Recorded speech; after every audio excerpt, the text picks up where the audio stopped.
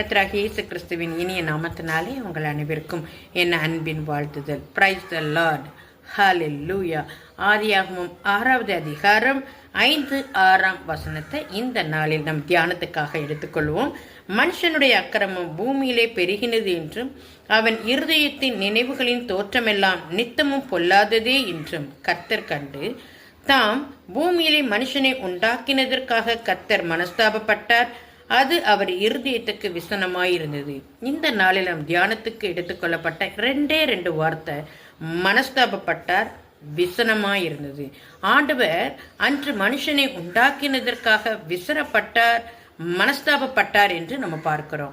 இந்த நாளிலே ஆண்டவர் நம்மளை உருவாக்குனதற்காக, நம்மளை தெரிந்தெடுத்ததுக்காக ஆண்டவர் மனஸ்தாபப்படுகிறாரா அல்லது விசனப்படுகிறாரா இல்லை சந்தோஷப்படுகிறாரா என்று நாம் சிந்தித்து பார்ப்போம். மனஸ்தாபப்படுத்துகிற விசனப்படுத்துகிற காரியங்கள் நம் வாழ்க்கையில் இருக்குமானால், இயேசுவே என் பாவங்களை மன்னிங்க, உமக்கு பிரியமில்லாத காரியங்கள் எல்லாவற்றையும் பிடிங்கி போடுங்க, எல்லா களைகளும் அகன்று போகட்டும் சொல்லி ஆண்டவர்கிட்ட நம்ம அர்ப்பணிப்போமா? இந்த நாளை நம்ம சிந்தித்து நாம் செயல்படுவோம். இந்த நாள் உங்கள் அனைவருக்கும் ஆசீர்வாதத்தின் நாளாக அமைவதாக. God bless you. God bless you all.